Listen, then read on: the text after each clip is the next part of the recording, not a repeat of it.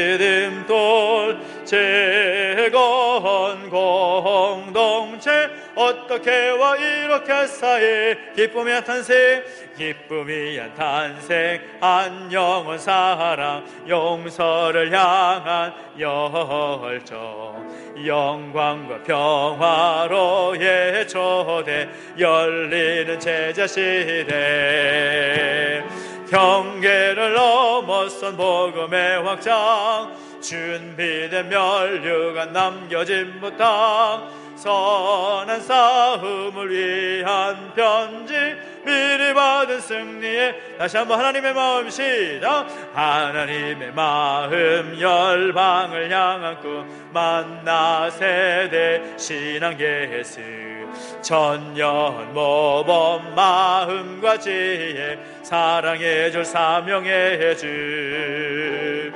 절망 앞에선 희망 징계 희망의 디딤돌 재건 공동체 어떻게 와 이렇게 쌓인 기쁨이 탄생한 영원 사랑 용서를 향한 열정 영광과 평화로의 초대 열리는 제자시대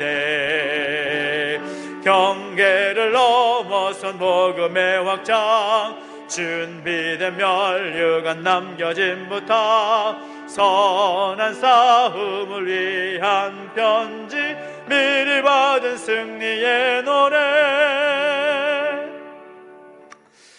우리가 하나님의 마음이 드러난 또 20개의 줄기를 내용을 가지고 또 함께 노래를 불러봤고요.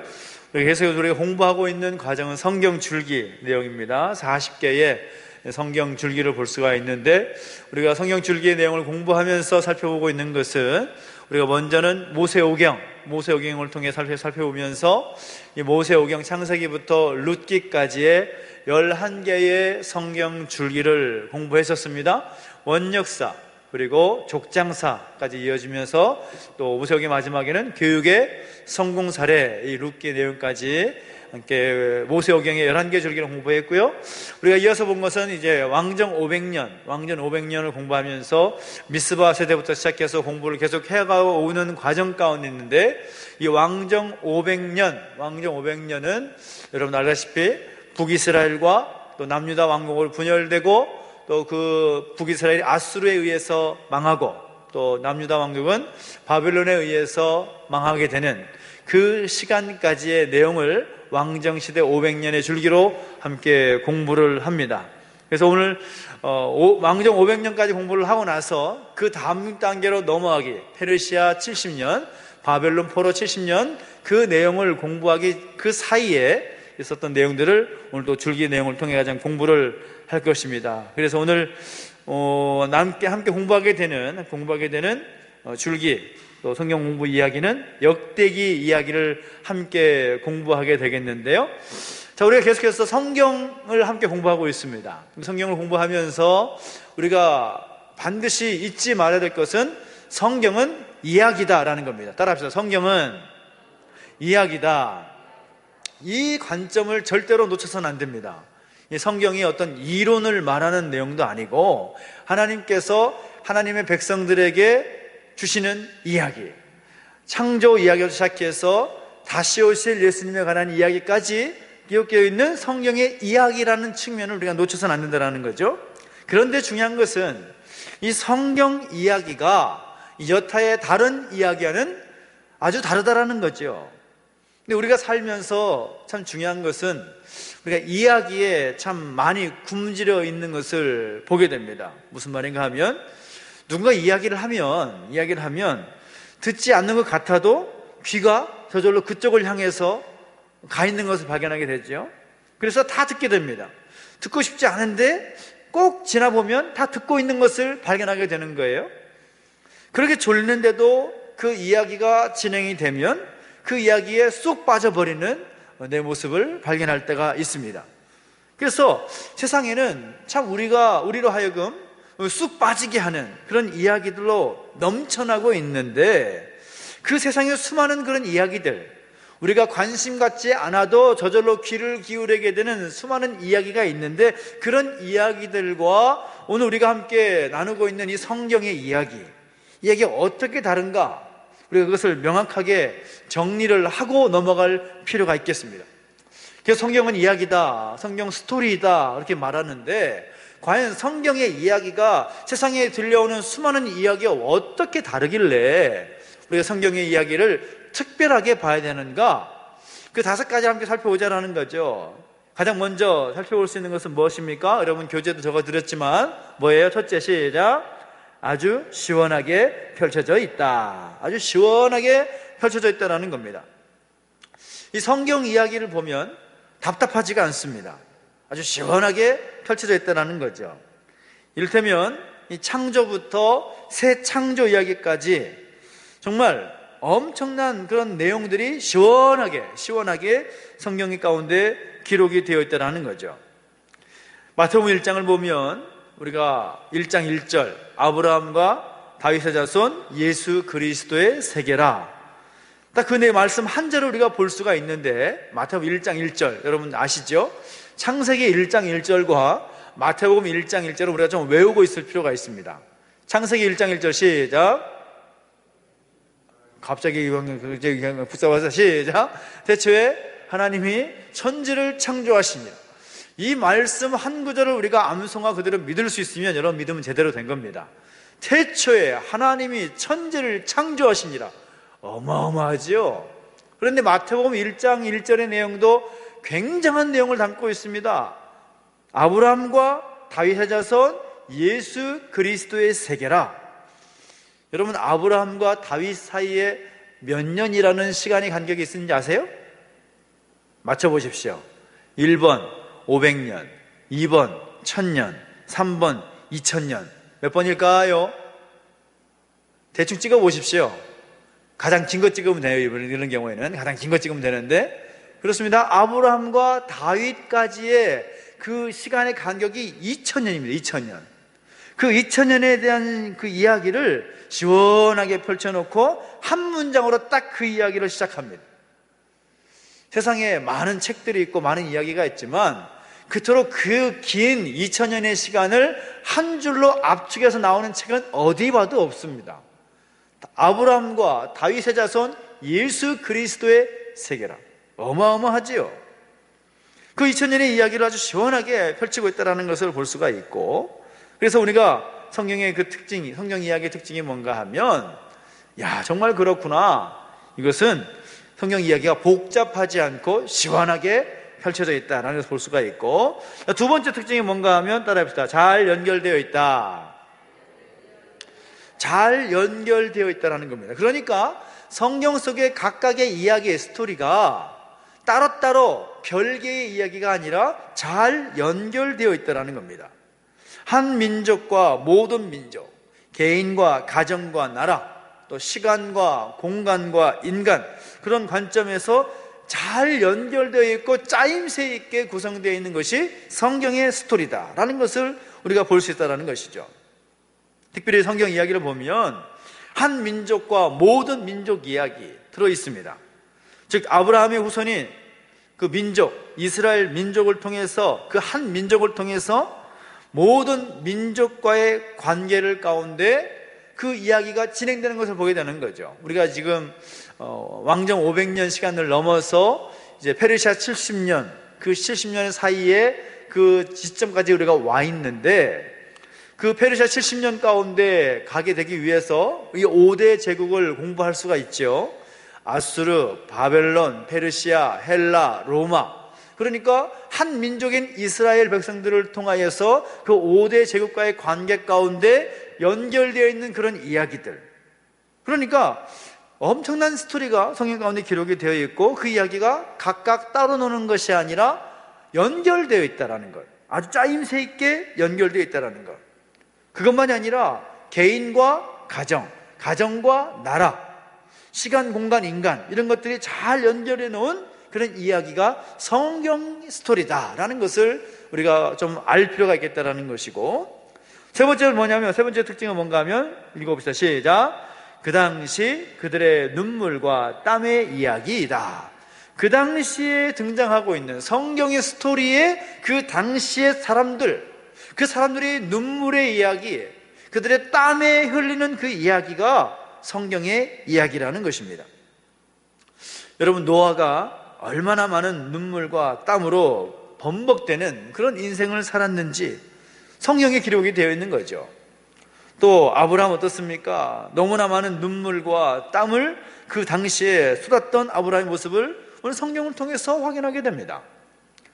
또 500년 지났을 때 롯은 어떻습니까? 사막에서, 광야에서 그가 흘렸던 눈물과 땀을 다 모아놓으면 아마도 광야가 옥토로 변했을지도 모르겠습니다. 얼마나 많은 눈물을 흘렸고 얼마나 많은 땀을 흘렸는지 그 이야기가 성경 가운데 기록이 되었다는 거죠. 다윗을 보십시오. 다윗이 흘린 눈물과 다윗이 흘린 땀을 생각해 보면 정말로 엄청난 양의 눈물과 땀이 흘려졌을 것입니다. 그 이야기가 성경의 이야기다라는 겁니다. 네 번째 특징 읽어주십시오. 시작. 하나님이 그들과 함께 하신 믿음의 이야기이다. 그렇습니다. 아주 중요한 포인트인데 여기에 별표를 한번 2개 정도나 3개 정도 한번 써 붙여주십시오. 성경이 뭐냐? 성경의 특징 이야기가 뭐냐? 하나님이 그들과 함께 하신 믿음의 이야기이다라는 겁니다. 하나님이 함께 하셨다. 바로 임마누엘이라는 이야기를 말할 수가 있겠죠. 히스기야의 아버지 아하스에게 하나님께서 이사야 선지자를 보내면서 말씀하시는데 그 말씀하시는 내용의 핵심의 내용이 뭔가 하면 야, 세계 경영은 제국이 하는 것이 아니라 내가 하는 거야. 하나님께서 세계를 경영하시는 거야. 그것을 잊지 마라. 근데 너 그것을 잊지 못하면 너는 망할 수밖에 없다. 그러면서 임마누엘, 하나님이 함께 하심에 대해서 이야기하는 거죠. 근데 놀랍게도 히스기야가 그 이야기를 함께 전해드렸을 때에 베옷을 입고 하나님 앞에 가서 그것을 믿어서 아수르 제국으로부터 독립을 쟁취해내는 그런 이야기들. 또 다윗이 어떻습니까? 골리앗과의 싸움에 나갔을 때에 전쟁은 군인들이 나가야 되는 것이지 청소년들 나가는 자리가 아니잖아요. 그런데 그 청소년 다윗이 나가면서 뭐라고 말합니까? 전쟁이 누구에게 속해 있다고요? 하나님께 속해 있다. 전쟁은 여호와께 속한다. 하나님께서 함께 하신다 라고 이야기를 하지 않습니까? 또 여호수아가 여리고성을 돌 때 어떻습니까? 마찬가지죠. 하나님께서 함께 하심의 그 증거가 여리고성에 무너지는 그런 스토리입니다. 모세가 지팡이 하나 들고 애굽으로 들어가지 않습니까? 그가 들어갈 수 있었던 그 믿음의 근거가 무엇입니까? 하나님께서 함께 하심에 대한 그런 고백의 근거가 되는 것이죠. 그 믿음의 이야기가 바로 성경의 이야기이고 그것을 믿지 않으면 굳게 서지 못한다라는 이야기. 바로 하나님께서 그들과 함께 하신 이야기가 바로 성경의 이야기다라고 볼 수가 있겠다라는 것입니다. 그래서 결국은 무엇인가 하면 결국부터 읽어주시오. 시작. 결국 성경 이야기는 지금 여기 우리의 이야기로 주신 하나님의 선물이다라는 것입니다. 그러니까 성경 이야기는 성경이 기록될 당시의 그 인물들의 어떤 함께 하셨던 믿음의 이야기로 끝나는 것이 아니라 중요한 것이 뭡니까? 지금 오늘 여기 이 시대 가운데 살아가고 있는 우리의 이야기로 주신 하나님의 선물이다. 이것이 정말 중요한 포인트가 되겠습니다. 아까 4번에 별표 몇 개 하셨어요? 한 2-3개 하셨죠? 5번에는 별표 5개를 한번 그려주시면 좋겠습니다. 정말 중요합니다. 성경 이야기가 결론적으로 볼 때 우리와 상관이 있다라는 거예요? 없다라는 거예요? 있다라는 것입니다. 여러분 공부 잘하고 계시죠? 그래서 성경을 그때 그 당시 그들에게만 해당되는 이야기로 보면 안 된다는 것이고 오늘 우리의 이야기로 공부할 필요가 있다. 그리고 우리 자녀들에게도 그 이야기를, 성경의 이야기를 건네는 일에 우리도 땀을 흘려야 될까요? 흘리지 말아야 될까요? 흘려야 되는 것입니다. 이 성경의 수많은 이야기가 그 당시 그 시대 사람들과 함께 하신 하나님의 이야기이고 그 하나님의 이야기인 것을 우리가 믿을 때에 그 이야기가 그들만의 이야기가 아니라 오늘 이 시대를 살아가는 하나님의 사람들에게 모두 적용되는 우리에게 주신 하나님의 선물과 같은 이야기다라는 것을 우리가 알 필요가 있겠습니다. 그래서 오늘 함께 공부하게 되는 중요한 어떤 컨셉이 하나가 있는데 바로 선물입니다. 선물. 따라합시다. 선물.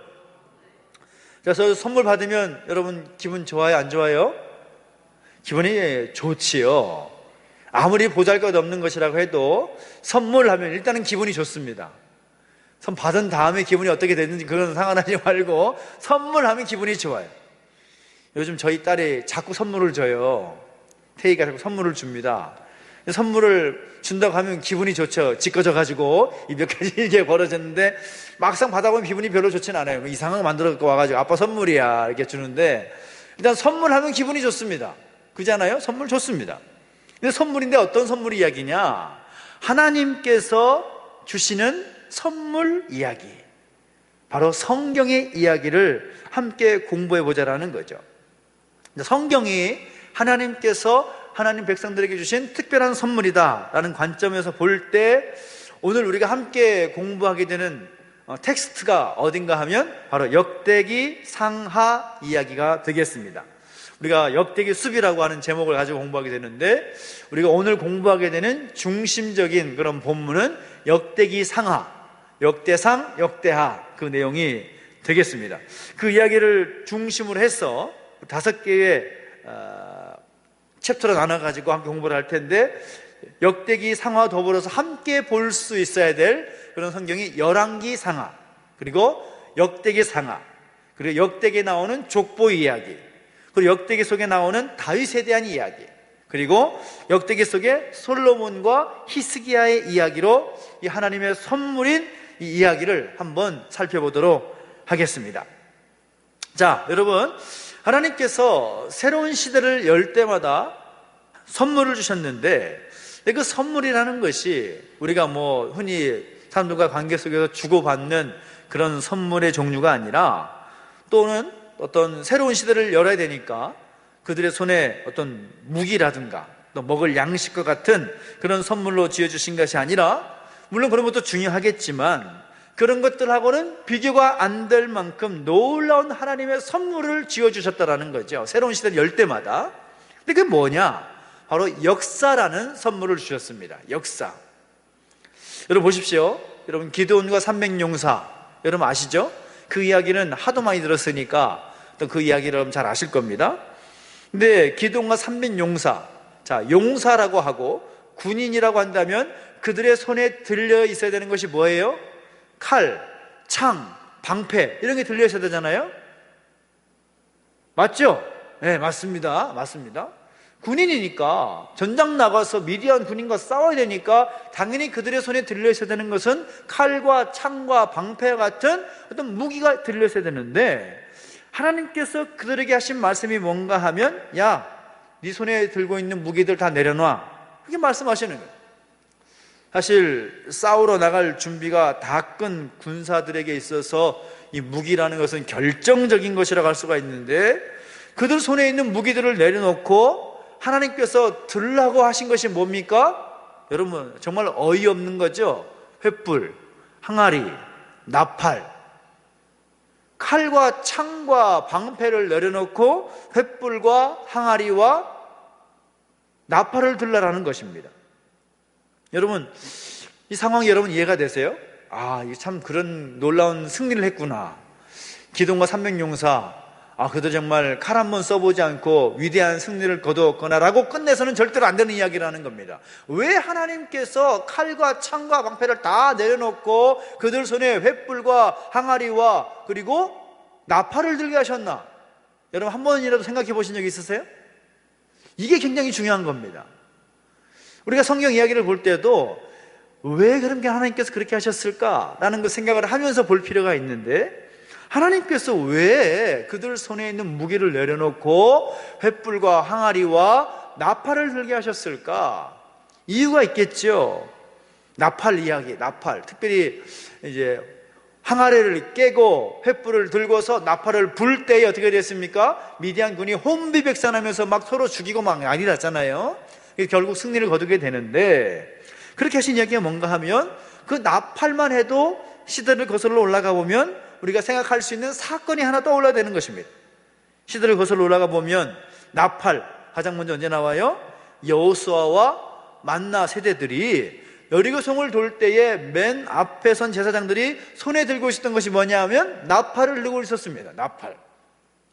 그러니까 여호수아와 만나 세대들이 가장 먼저 이 나팔을 들었을 때 이 나팔 이야기를 가지고 기드온과 300명 선택된 용사들에게 하나님께서 나팔을 들라 하신 것은 뭔가 하면, 야, 생각해봐. 이전에 여호수아와 그 이스라엘 백성들에게 가장 말씀하셨던 그 나팔 이야기를 기억하고 있어 라고 하시는 굉장한 사인을 말씀하시는 거죠. 그러니까 이스라엘의 역사를 그들의 손에 들려주고 계시는 겁니다.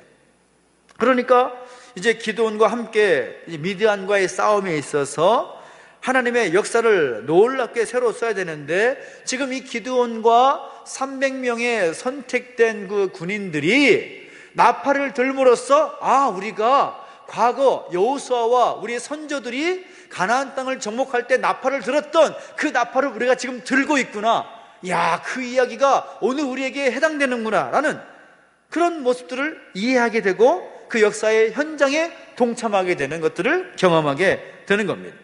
그러니까 하나님의 놀라운 선물, 어떤 날카롭고 예리한 무기보다도 더 풍성하게 요리할 수 있는 선물 중에 선물이 뭐냐? 바로 역사라는 선물이다 라고 볼 수가 있다는 거죠.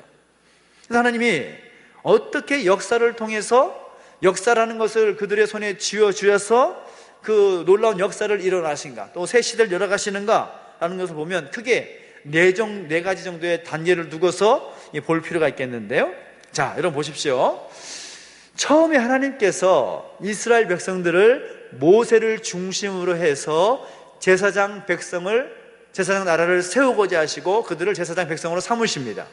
그리고 그들이 이제 출애굽하게 하셔서 광야 40년을 보낸 다음에 이제 가나안 땅을 입성하기 직전에 하나님께서 그들 가운데 무엇을 주셨는가 하면 모세의 입술을 통해서 또 여호수아에게 주신 것이 뭐냐 하면 모세오경이라는 아주 중요한 선물을 남기고 모세가 죽지요. 그래서 그들 가운데 모세오경이라는 그 책을 남겨주는 겁니다.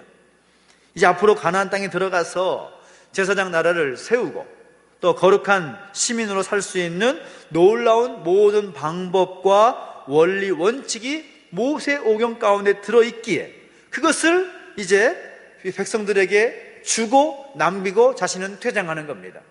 그러니까 여호수아를 비롯해서 이제 가나안하게 되는, 가나안 땅에 들어가게 되는 이스라엘 백성들의 손에 쥐어진 모세오경, 그것을 가지고 그 역사를 가지고 이제 새로운 시대를 열어가는 것, 그것을 보게 되는 것이고, 또 특별히 또한 왕정 시대를 마무리하게 되면서 이 바벨론으로 이 손님이 아니라 포로로 잡혀가야 되는 이 바벨론으로 들어가야 되는 그들의 손에 하나님께서 어떤 선물을 주셨는가 하면 열왕기 상하서를 기록하게 하셔서 그들 가운데 선물로 주셨다라는 겁니다. 열왕기 상하서에 들어가 보면 어떤 내용입니까? 북이스라엘과 남유다 왕국이 어떻게 망했는지, 그들이 왜 망할 수밖에 없었는가, 그들이 지난날에 흥할 때에는 어떤 이유로 흥하였고 또 그들이 망할 때는 어떤 이유 때문에 망하게 되었는가, 바로 그 내용이 열왕기 상하에 기록이 되어 있는 겁니다. 열왕기 상하. 그리고 그 책을 그들의 손에 쥐어주면서 이제 바벨론 포로 70년, 페르시아 70년의 그 시간을 보내게 하셨다는 거죠. 그리고 다시 이제 그 70년의 포로 기간이 끝났을 때에 예루살렘에 귀환하는 것을 앞두고 있는 그들에게 하나님께서 어떤 책을 선물해 주셨는가? 바로 역대기 상하서, 역대상, 역대하, 이 내용을 선물로 기록해서 그들 가운데 들려주셨다는 겁니다. 오늘 우리가 함께 본격적으로 공부할 내용인데요, 이 예레미야 선지자가 예언한 대로, 예레미야 선지자가 이 바벨론 포로 70년을 예언하지 않습니까? 참 그 포로 생활 70년을 그들이 감당하면서 힘들고 어려운 그런 시간을 보내긴 했지만 놀랍게도 성공적인 70년 시간을 보낸 것입니다. 왜요? 그 성공적인 70년 시간을 보낼 수 있었던 이유, 바로 그들의 손에 뭐가 있었기 때문에? 열왕기 상하 이 기록이 있었고, 그 포로에 잡혀 있었던 수많은 사람들이 그 내용을 공부하면서 다시금 제사장 나라를 세우고자 하는 그런 마음의 열정이 그들 가운데 계속해서 남겨져 있었다는 거죠. 그래서 제대로 포로의 모습으로 잡혀 있었지만 그들이 포로의 신분으로 끝난 것이 아니라 그 안에서 거기서 자식도 낳고 결혼도 하고 집도 짓고 살면서 거기서 제사장 나라의 어떤 정확한 기준, 내용, 그것들을 잘 배웠다라는 거죠. 그래서 왜 남유다와 북이스라엘이 망할 수밖에 없었는가? 그들이 흥할 때는 어떻게 흥할 수 있었는지를 그 열왕기 상하서의 내용을 가지고 공부를 잘 해가지고 이제 70년의 시간을 보냈고, 이제 70년의 시간을 이제 다시 보내고 나서 이제 귀환하게 될 때에 하나님께서 황무지와 같은 예루살렘에 그냥 빈손으로 가게 하지 않으시고 그들에게 역대기 상하사라는 역사책을 선물로 주셨다라는 겁니다. 거기에 들어가 보면 어떤 내용인가 하면 다윗부터 바벨론 포로기 전까지 남유다 역사를 다시 한번 자세히 기록하게 하신 것이죠. 근데 그 이야기를 들어가 보면 우리 하나님이 남유다 역사를 통해서 하나님이 어떤 분이신지를 다시 발견하게 될 것이라는 겁니다. 그래서 하나님을 다시 찾게 되면 예루살렘에 가서 다윗 시대와 같은 이 다윗의 길과 여로보암의 길이라는 그 두 가지 길이 있지 않았습니까? 근데 여로보암의 길을 가면서는 안 된다라는 거죠. 이제 다시 귀환하게 되면 너희가 다윗의 길을 따라서 하나님께서 기뻐하시는 제사장 나라를 세워야 된다.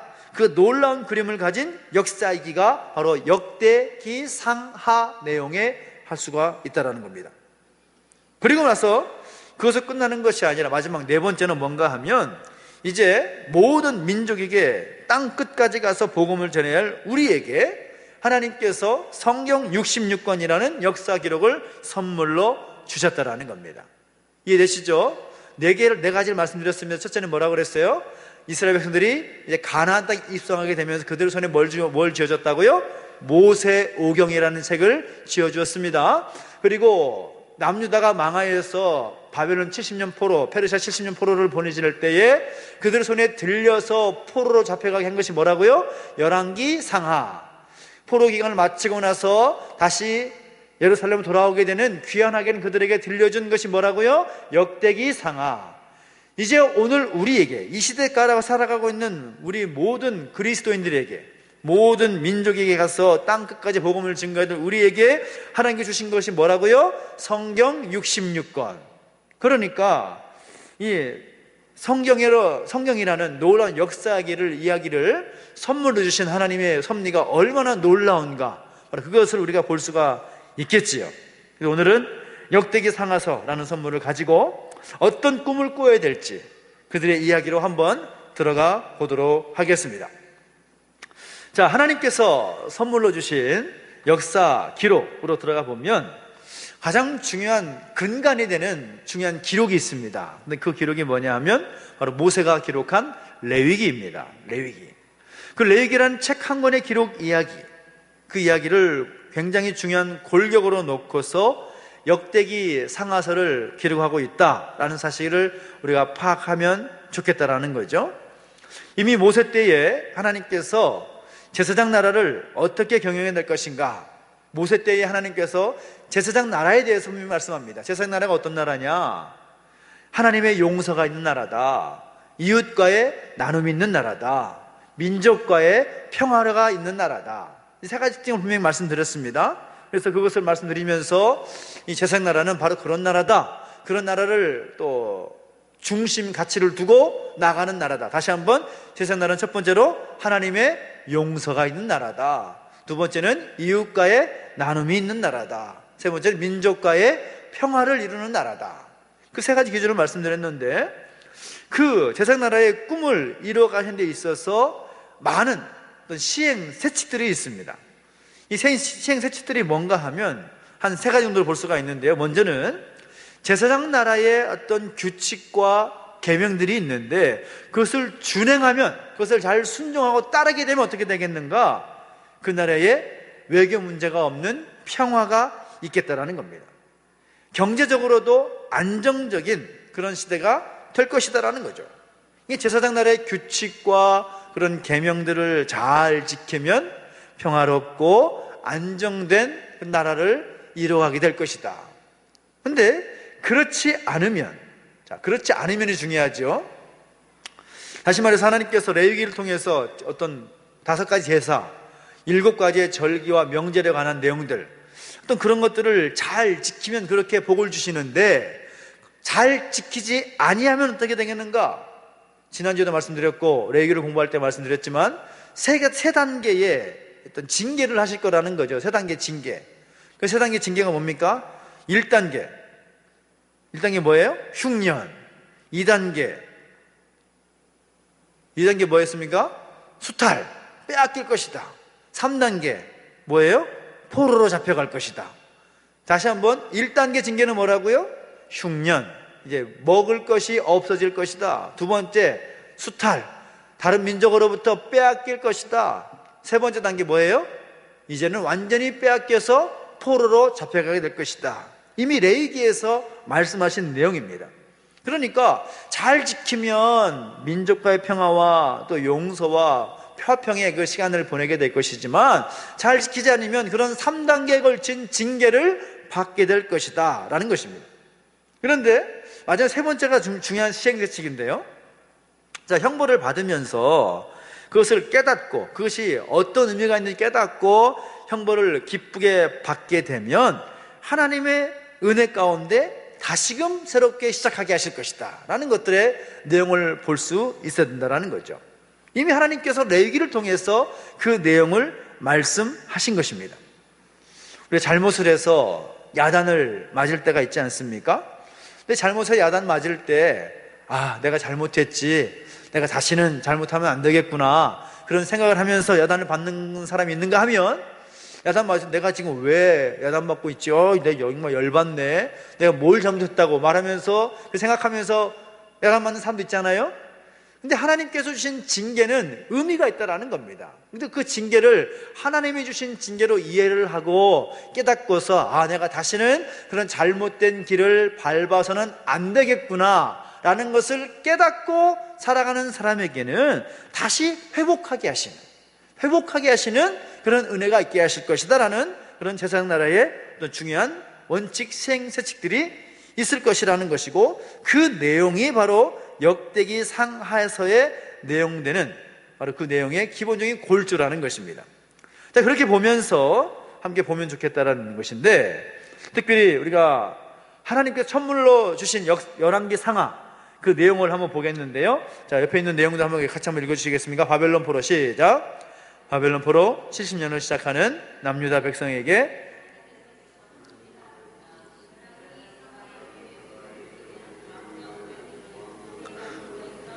사울, 다윗, 솔로몬 시대와 이스라엘이 한 민족 두 국가로 나뉘어 살았던 200년, 그리고 북이스라엘이 멸망하고 남유다만 남아서 살았던 150년의 모든 역사를 말한다. 그래서 열왕기 상하의 그 내용을 가지고 함께 볼 수가 있는데, 바벨론 포로 70년이 시작할 때 하나님께서 그들의 손에 쥐어주신 특별한 선물이다. 포로로 잡혀가서 그 바벨론에 끌려가게 된 사람들은 정말 다 빼앗기고 빈손으로 잡혀가는 그런 모습이지만, 그들 손에 열왕기 상하서라는 왕정 500년의 기록을 선물로 받아가지고, 그 왕정 500년의 기록에 담겨있는 열왕기 상하를 통해서 무엇을 배워야 되는가? 남유다 왕국과 북이스라엘 왕국이 흥할 때에 어떤 이유로 그들이 흥하였는지, 그리고 망했는데 무엇 때문에 그들이 망할 수밖에 없었는지, 남유다와 북이스라엘의 흥망성쇠를 기록하고 있는 그런 내용이라는 것입니다.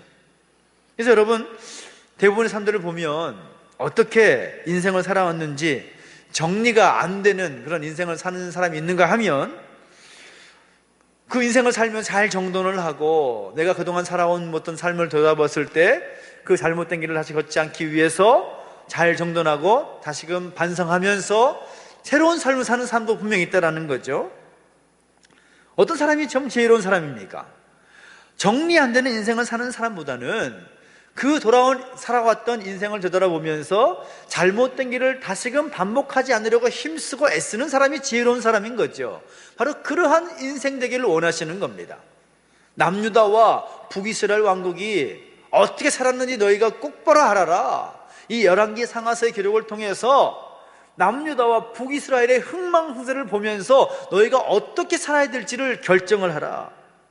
그래서 앞으로의 그 미래에 대한 그림을 잘 그리면 좋겠다라는 그런 하나님의 마음이 이 열왕기 상하서의 기록의 목적이고 그 의미가 담겨져 있다는 겁니다.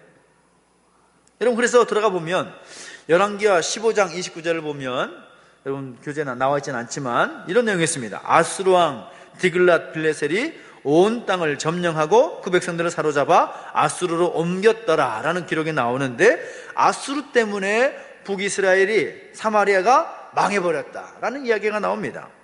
또 열왕기하 25장을 보면 바벨론 왕이 하마 땅 리블라에서 다 쳐 죽였더라. 이와 같이 유다가 사로잡혀 본토에서 떠났더라 라고 말하면서 바벨론 때문에 남유다가 망하여서 포로로 잡혀갔다. 그래서 그 모든 이야기의 결론이 뭔가 하면, 그들이 다윗의 길을 걸어 함에도 불구하고 다윗의 길을 걷지 아니하고 여로보암의 길을 걸었을 때, 하나님께서 기뻐하시지 않는 그 길을 걸어갔을 때 결국은 그것에 대한 역사적인 처벌이 뭐냐? 예고된 처벌이었다라는 내용을 열왕기 상하서가 담고 있기 때문에 이제 그들은 바벨론에 끌려간 그곳에서 강제 노역을 하면서 열왕기 상하의 내용을 통하여 또 모세 오경을 계속해서 공부하게 되는 그런 일이 시작이 되는 것이죠. 두 번째 선물인 역대기 상하. 역대기 상하 내용을 한번 볼까요? 자, 옆에 있는 내용은 바벨론 포로, 시작. 바벨론 포로 70년을 마치고 예루살렘으로 귀환하는 유대인들에게 다시 시작할 수 있는 힘이 다른 어떤 것이 아닌 하나님께서 함께 하시는 그들의 역사라는 것을 알려주신 것이다. 그렇습니다.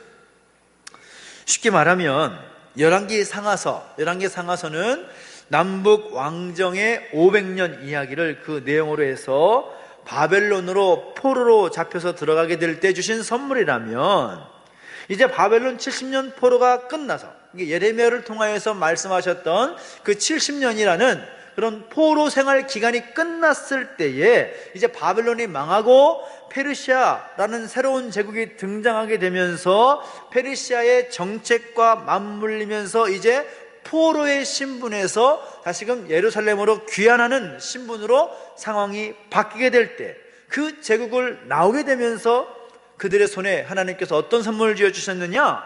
역대기 상하서라는 선물을 손에 쥐어주셨다라는 겁니다. 그래서 이 역대기 상하서의 핵심 내용이 뭔가 하면, 북이스라엘의 내용은 빠져 있습니다. 아예 빠져 있습니다. 역대기의 역대상, 역대하 내용을 보면 북이스라엘 왕정 이야기는 하나도 없습니다. 남유다 왕정 이야기를 담고 있다는 것인데, 이것을 통해서 무엇을 주시고자 하시는가? 이제 예루살렘으로 귀환하게 돼서 새로운 시대 제사장 나라를 다시금 세워야 할 그들에게 하나님께서 무엇을 말씀하고 하시는가? 세 가지입니다. 여러분 옆에 한번 적어 보십시오. 보시면 빈칸 적어 주세요. 첫 번째는 뭐냐? 첫 번째는 뭔가 하면, 하나님은 어떤 분이신가? 하나님은 언약을 지키시는 분이시다 라는 것을 알려주시는 겁니다. 그래서 남유다 왕국에도 흥망성쇠가 있었죠. 그렇지 않습니까? 이제 20명의 왕들 가운데 다윗의 길을 쫓았던 왕도 최소한 5명이 있었고, 비록 적은 수지만 그들이 하나님께서 기뻐하셨던 다윗의 길을 걸었을 때 어떠한 일이 있었는가? 특별히 역대기 상하서는 다윗과 솔로몬, 또 이제 히스기야, 그런 사람들의 이야기를 중점적으로 기록하고 있는데, 하나님께서 약속하신 바에 대해서 다윗의 길을 걸었을 때에 하나님께서 복 주시고 또 형통케 하시는 것들을, 하나님 약속하신 것을 반드시 이루시는 분이시다 라는 것을 또 그것을 통해서 배우게 되는 것이고, 또 두 번째는 뭔가 하면 다윗과 솔로몬에게 하나님께서 복을 주시는데 그 이유가 뭐냐? 그들을 향한 하나님께서 그 언약을 지키시는 것이고, 그들이 하나님의 성전과 관련해서 놀랍게 충성했다라는 것입니다. 그러니까 다윗과 솔로몬의 이야기를 기록하면서 그들이 하나님의 성전과 관련해서 제사장 나라의 중요한 기준이라 할 수가 있는 그 성전에 그들이 충성을 다했다, 그 내용을 기록을 하는 것입니다. 그러니까 그 내용이 기초가 되면, 그 기초가 됐기 때문에 그들이 귀환했을 때 가장 먼저 재건한 것이 뭐예요? 예루살렘 성전을 재건하는 겁니다. 스룹바벨이 성전을 새롭게 지으는 것이죠. 다윗과 솔로몬을 봐라. 그들은, 다윗은 짓지 못하고 솔로몬이 짓긴 했지만 다윗이 성전 건축을 위해서 열심히 준비하여서 솔로몬이 성전 건축을 완성했을 때 그들은 성전 건축을 위해서 최선을 다한 사람들이다 라면서 말하면서, 제사장 나라의 중요한 기준은 성전인데 다윗과 솔로몬은 이것을 위해서 충성을 다했구나, 제사장 나라의 충성도를 높였던 왕들이구나, 이제 우리도 돌아가게 되면 무너진 예루살렘 성전을 다시금 새롭게 세워야 되겠구나, 그런 마음을 갖게 하는 것입니다. 그 내용이 있다라는 거죠. 또 세 번째는 뭐냐? 다시금 유월절을 회복하는 것입니다. 유월절 회복 이야기. 히스기야 같은 경우에 이 제사장 나라의 아주 중요한 명절에 갈 수 있는 유월절 있죠. 유월절. 그들이 애굽 땅에서 나오게 됐을 때에 유월절 어린 양을 통해서 구원받게 되는 그것을 기념하는 유월절. 그 유월절을 다시 예루살렘에서 지키기 위해서 가장 많은 노력을 기울였던 왕이 히스기야입니다. 히스기야 왕. 그 히스기야 왕이 그 수많은 노력을 기울여 말미암아 아수르 왕이었던 사네립의 예루살렘을 포위하는 그런 공격 속에서 벗어나게 된 이야기, 그것을 역대기에 기록하고 있다는 겁니다. 역사 가운데서, 역사 속에서 있을 수 없는 일을 그들이 경험하게 된 거죠. 무슨 말인가 하면, 여러분, 아수르 제국, 이 아수르 제국이, 자, 여러분, 제가 퀴즈를 내겠습니다. 아수르 제국이 더 역사가 길었을까요? 바벨론 제국이 더 역사가 길었을까요? 자, 바벨론은 몇 년이라고 했습니까? 바벨론이 약 70년 정도 좀 넘게 바벨론 제국이 이어졌는데, 아수르는 수백 년입니다. 수백 년. 수백 년 동안 활동을 하고 제국이 쓰면서 그 고대 근동을 완전히 집어삼켜 버렸습니다. 근데 아수르 제국이 그렇게 아주 강력한 파워를 가지고 있었는데, 유일하게 아수르 제국의 지배를 받지 않은 나라가 뭐냐 하면 남유다 왕국입니다. 남유다 왕국. 여러분 이해되십니까? 그 당시에 아수르가 맘만 먹으면 다 휘어잡아도 별로 어렵지 않은 그런 때였습니다. 이 북쪽으로는 이제 소아시아 지역을 갈 수 있는 그 모든 지역들, 그리고 남쪽으로는 애굽까지 싹 다 삼켰습니다. 근데 유일하게 남유다 왕국만, 이 남유다 왕국만 지배하지 못했다라는 거죠. 근데 그때 당시에 남유다 왕국의 왕이 누구였냐면 히스기야라는 것입니다. 히스기야. 그 히스기야가 남유다 왕국을 명맥을 유지하고 결국 이후에 이제 바벨론에 의해서 남유다 왕국이 문 닫게 되지만, 아수르의 지배를 받지 않을 수 있었던, 아수르의 그런 위협 가운데 왕국을 유지할 수 있었던 그 비결이 뭐냐? 그가 유월절을 지키는 데 온 힘을 다했기 때문이라는 겁니다. 유월절.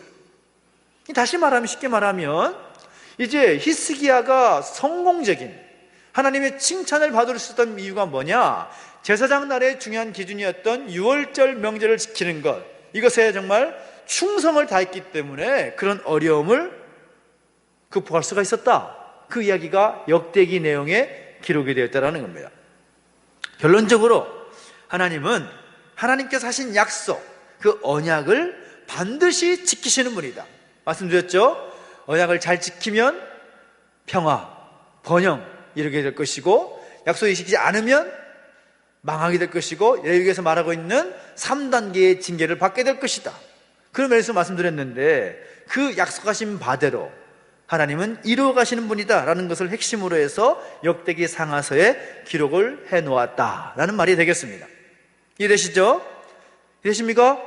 예. 자, 역대기에. 자, 그리고 역대기에 보면 우리가 놓칠 수 없는 부분이 바로 족보 이야기입니다. 족보 이야기. 역대기 상하서 내용의 중요한 세 가지 얘기를 꼽으라면, 하나는 역대기 족보, 두 번째는 역대기 속의 다윗의 이야기예요. 세 번째는 역대기 속의 솔로몬과 히스기야 이야기. 이 세 가지로 구분할 수가 있겠습니다. 그렇다면 자, 족보에는 어떤 의미가 있을까요? 족보.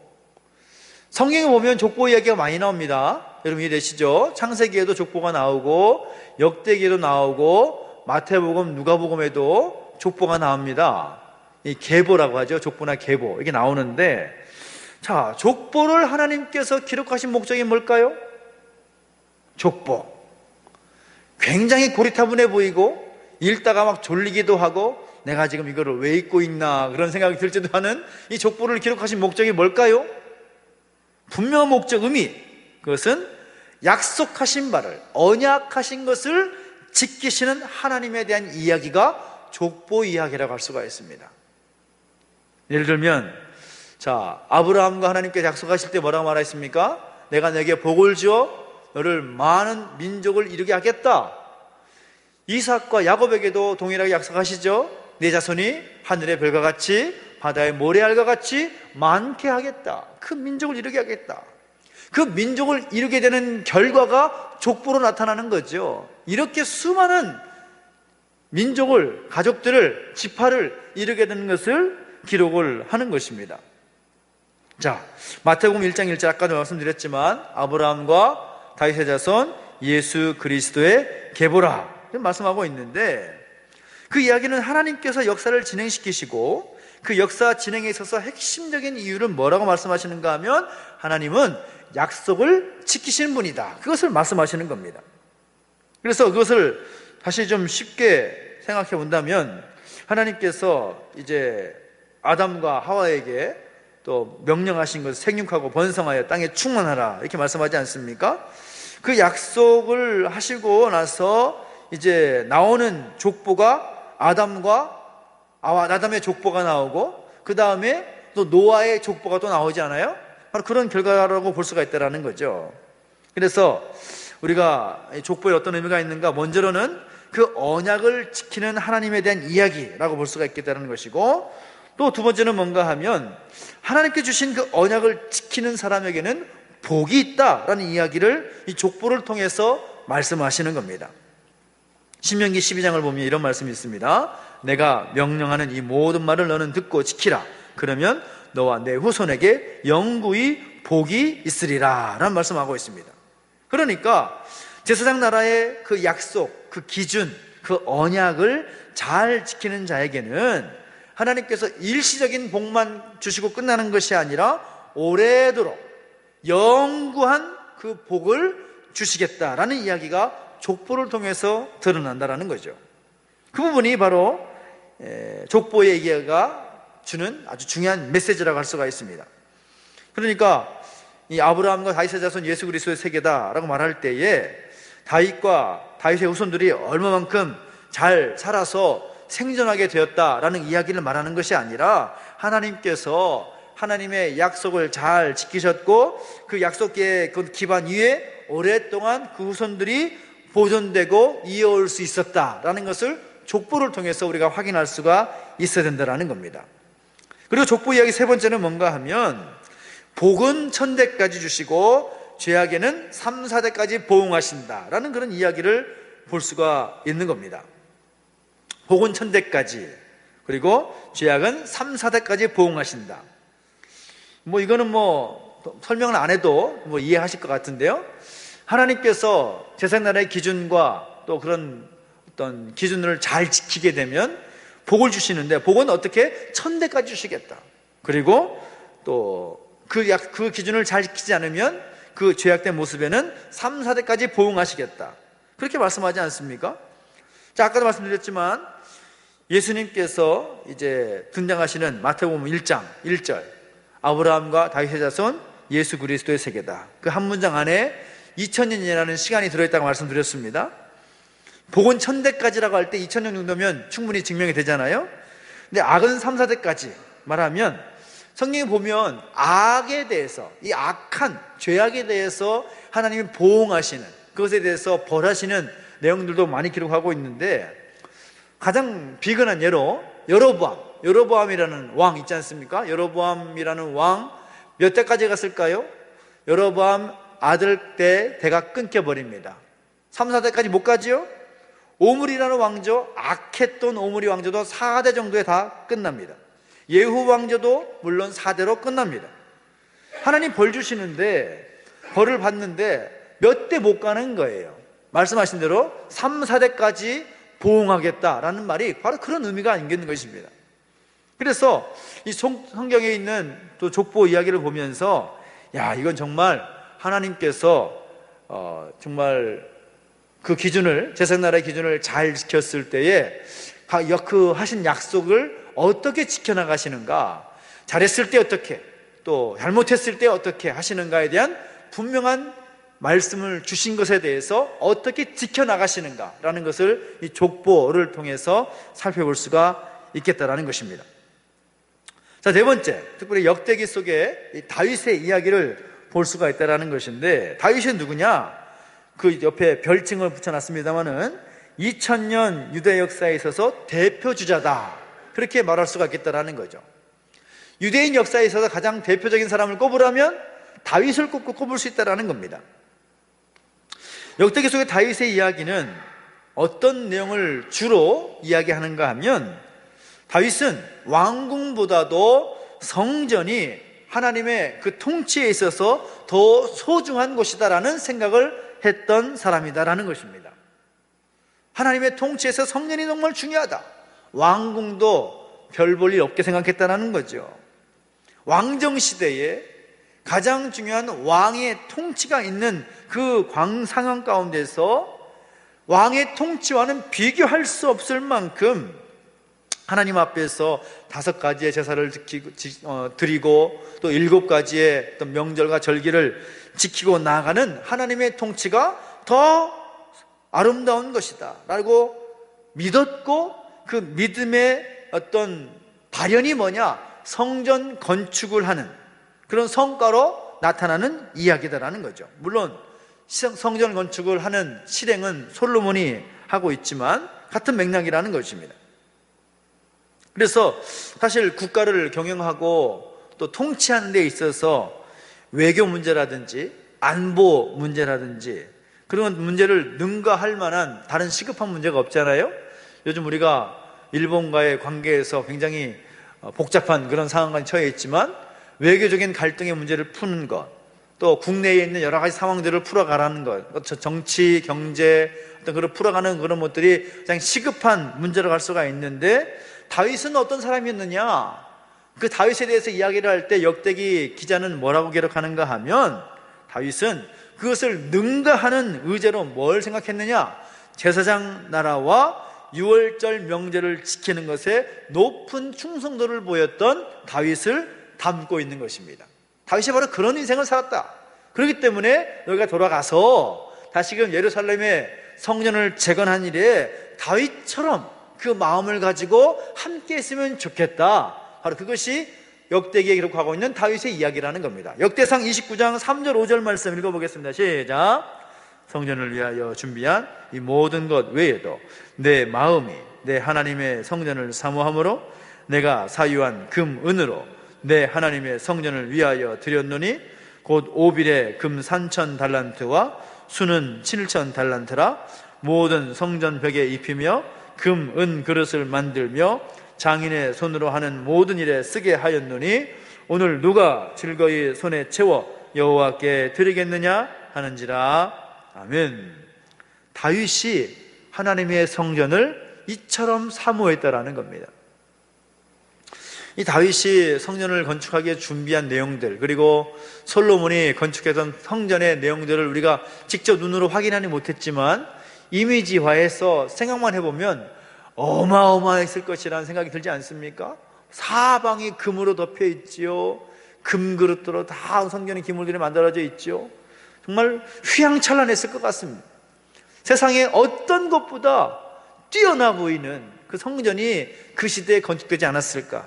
그만큼 정말 왕궁을 위해서 그렇게 헌신한 것이 아니라 자기가 잠자고 있어야 될 왕궁을 위해서 그렇게 준비한 것이 아니라 하나님의 성전에 대한 사모함, 그리고 하나님의 성전에 대한 그의 어떤 정성, 그것이 역대기 내용 가운데 담겨져 있다라는 것입니다.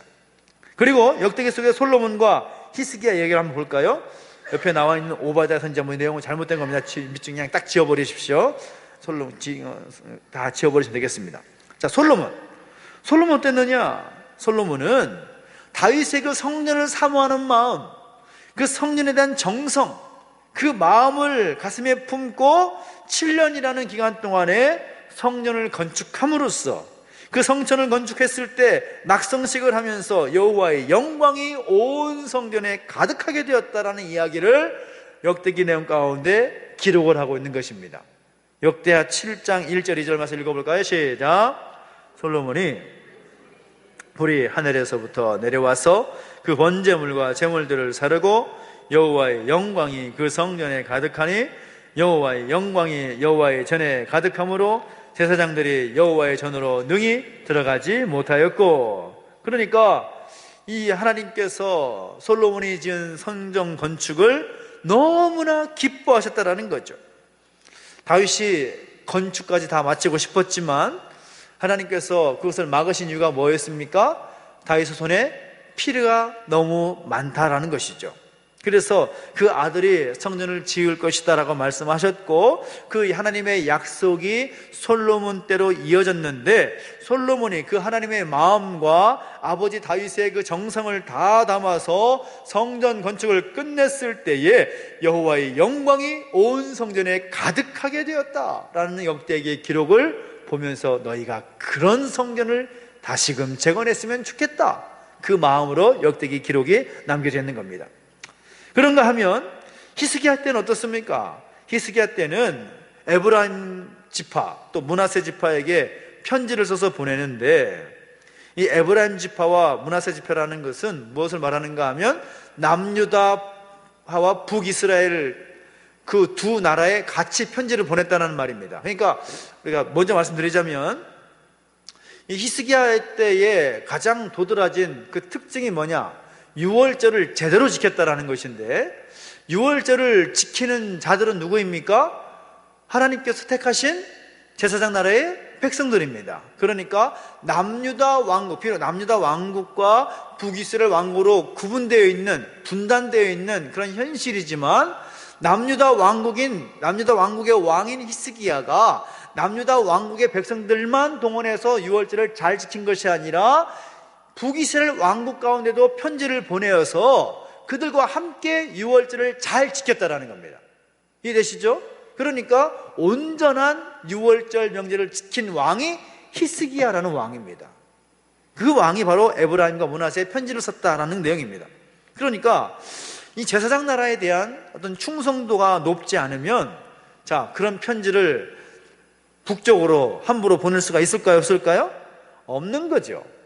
보낼 이유도 없고, 괜히 그렇게 했다가 어떤 외교적인 문제가 있을 수도 있기 때문에 그렇게 쉽지 않은 상황 속에서 히스기야라는 왕은 유월절을 지키고자 하는, 제대로 지키고자 하는, 하나님 앞에서 제대로 유월절을 지키고자 하는 그런 소망을 현실화시킨 사람이 바로 히스기야라는 왕이다라는 것입니다.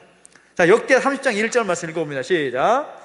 히스기야가 온 이스라엘과 유다의 사람을 보내고 또 에브라임과 므낫세에 편지를 보내어 예루살렘 여호와의 전에 와서 이스라엘 하나님 여호와를 위하여 유월절을 지키라 하니라. 대단한 왕이죠. 하나님 이것을 보시고 히스기야 때에 아수르 왕 사네립의 공격을 무찌를 수 있는 하나님의 특별한 어떤 능력을 보여주시는 사건이 바로 거기에서 나오고, 그 사건으로 인해서 결국 아수르 제국이 문을 닫게 되는 계기가 되는 겁니다. 그래서 이 놀라운 그런 내용들을 역대기 속에 솔로몬과 히스기야 내용을 통해 가지고 이제 너희가 다시금 예루살렘으로 귀환해서 새 시대를 열어가게 될 때에 여호와의 성전을 짓고 그리고 유월절 명절을 잘 지켜서 제사장 나라의 본문을 잘 지켰으면 좋겠다라는 마음에 그들을 포로로 있다가 다시금 귀환하는 그들에게 역대기의 내용을 들려서 보내는 그런 내용들을 역대기를 통해서 확인할 수가 있겠다라는 것입니다. 그래서 결론은 무엇인가 하면 성경은 하나님의 선물이다라는 겁니다. 따라서 성경은 하나님의 선물입니다. 여러분 이게 믿으십니까? 성경은 하나님의 선물입니다. 다른 어떤 것과도 비교할 수 없는 특별한 하나님의 선물.